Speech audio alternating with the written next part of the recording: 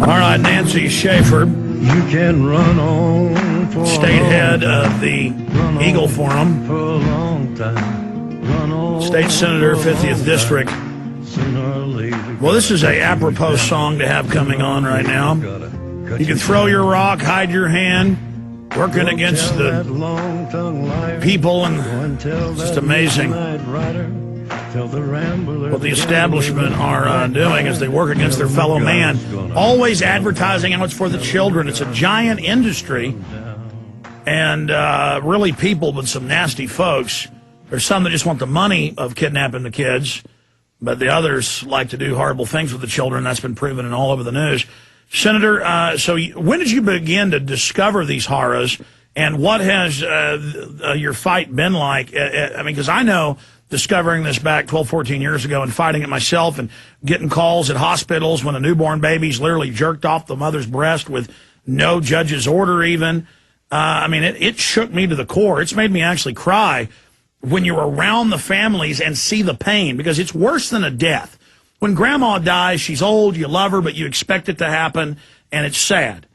But when you see families with the joy turned into a nightmare with their young being snatched, it hits you at a core level, and frankly, it tears your guts out. And then I'm going to be honest, then you want to kill people. Senator, I mean, tell us about your journey, and then more of the horrors. Well, it has been horrible. It really has, and let me just say up front here now that my writing the corrupt business of Child Protective Services, which you probably have read at some point or another, that prompted me, of course, to give the speech at Eagle Forum for the conference last year, at the end of the year. I lost my Senate seat over this. And in working, and let me say that there are causes worth losing over, so it hasn't distressed me that much. It's just given me more time to work on this issue and other issues.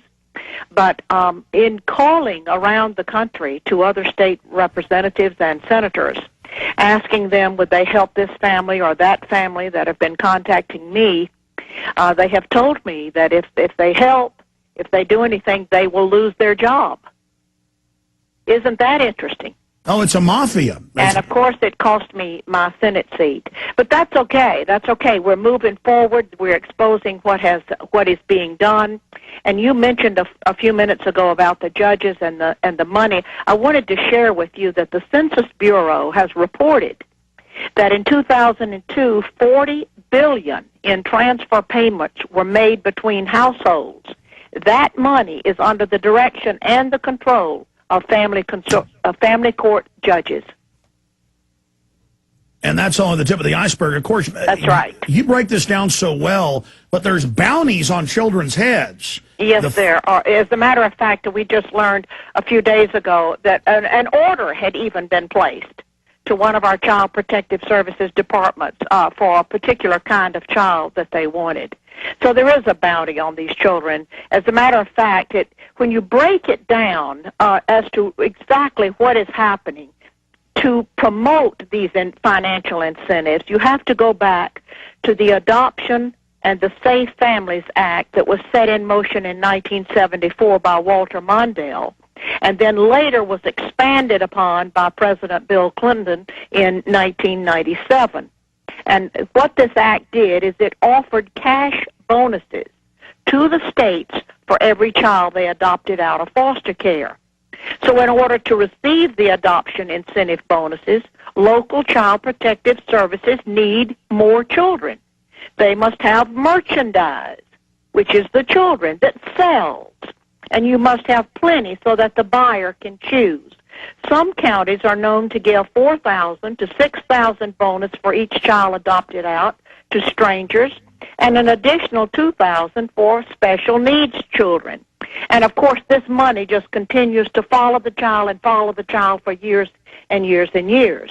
And the employees work to keep those federal dollars flowing. And that's why 67% of children nationally, and that happens to be the average in Texas as well, we have the state hearings on this, are on multiple psychotropic drugs, because once they give them a designation, then the cash amount goes way up. That's right. You're exactly right. You're exactly right. There's a baseline number. There's a baseline number that of expected adoptions based on population for each state. For every child that DHR or Child Protective Services or whatever it's called in your particular state can get adopted, there's this bonus of 4,000 to 6,000. All right, Senator Schaefer, stay there. I'm sorry, we've got to break. That was a short segment. Long segment coming up. I want to get into what you just talked about, the ordering certain children. We know the blonde-haired, blue-eyed gets the top cash, and that's been confirmed. So they're trafficking in your children.